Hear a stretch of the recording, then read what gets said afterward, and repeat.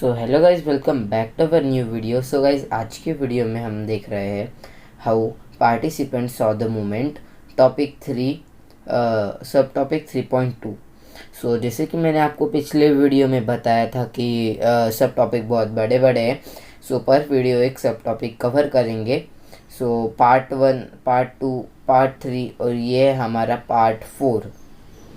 So part 1 अगर आपको अच्छे से समझ में नहीं आया होगा तो एक बार आप कमेंट कर दीजिए, मैं एक बार फिर से वो वीडियो बना दूंगा, क्योंकि उसमें गेमिंग साउंड बहुत ज़्यादा हो गया था। शायद ही आपको समझ आया होगा, मेरे को लगा कि आपको समझ आ जाएगा। नहीं समझ आया तो आप कमेंट कर देना। सो चलिए नेक्स्ट आगे बढ़ते हैं हम। सो देखिए, in countryside rich peasant community likes Patidars of Gujarat and Jats of Uttar Pradesh were active in this movement. अभी सिविल डिसोबीडियंट मूवमेंट में कौन कौन लोग एक्टिव थे और बाद में क्यों वो लोग चले गए, ये हम देखेंगे। सो देखो, सीन ऐसा था कि ये गुजरात के पैट्रिडार्स और उत्तर प्रदेश के जाट्स एक्टिव थे। फिर अभी जो रिच पीजेंट्स थे उनको सिविल डिसोबीडियंट को अपोज करने का एक बड़ा कारण ये था कि उनको अपना जो टैक्स रेवेन्यू था वो कम कराना था। तो उन्हें क्या लगा कि जैसे कि मैंने बताया था कि सब लोगों ने अलग अलग तरीके से मूवमेंट को लिया। सो वैसे ही यहाँ पर भी वही हुआ। सो इन्होंने क्या सोचा कि सिविल डिसोबीडियंट की वजह से हमारा जो टैक्स है वो कम हो जाएगा, ऐसा इन्होंने सोचा। तो इन्होंने एकदम अच्छे से किया, ये किया। लेकिन जब 1931 में ये मूवमेंट को रीबैक ले लिया, फिर से ले लिया, सो ये बहुत ह्यूज डिसअपॉइंट हो गए। फिर जब फिर से ये मूवमेंट रिस्टार्टेड हुआ तो इसमें से कम 60 to 70% लोगों पीजेंट्स ने रिफ्यूज़ कर दिया कि अभी हम पार्ट नहीं लेंगे। सो ये तो रिच पीजेंट की बात हुई।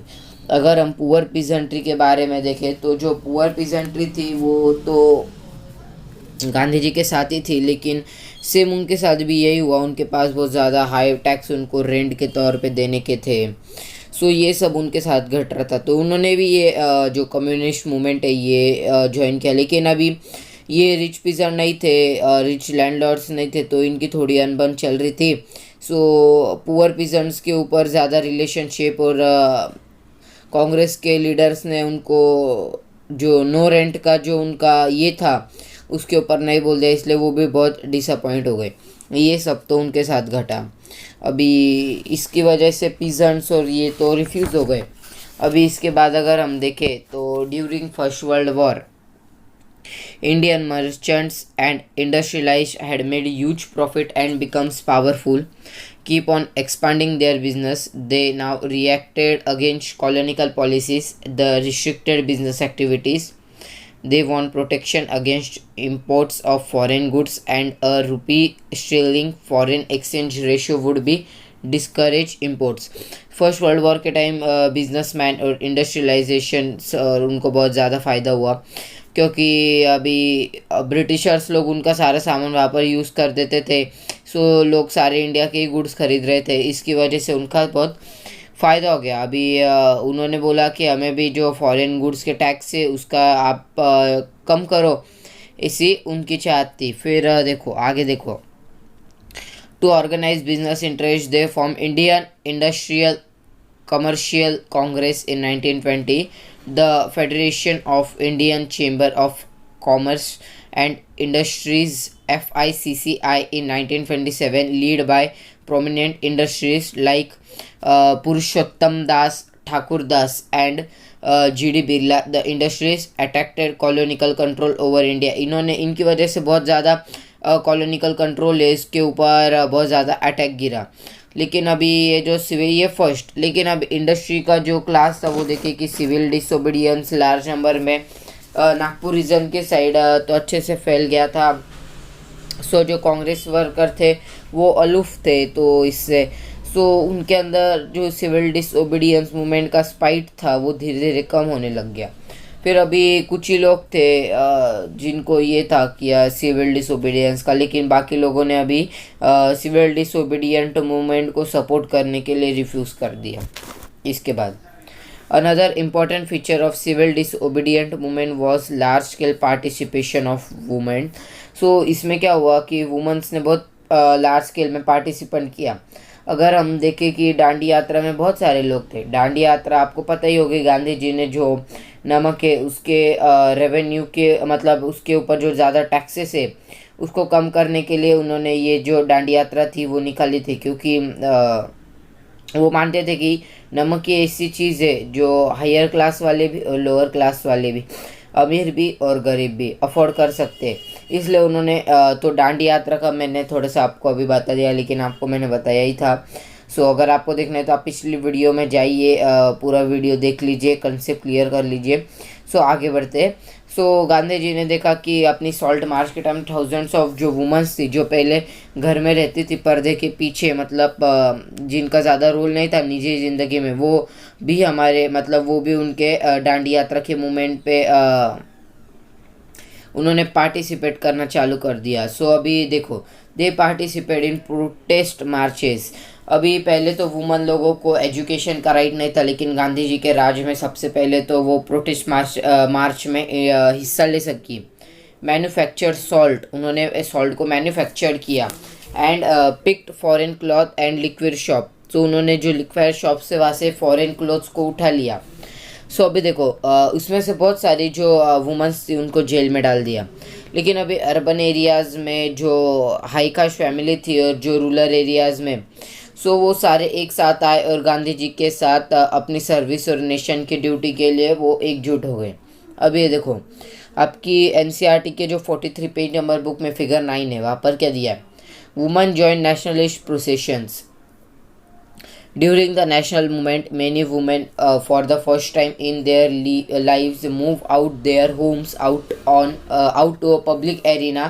Amongst the marches, you can see old women and mothers with children in their arms.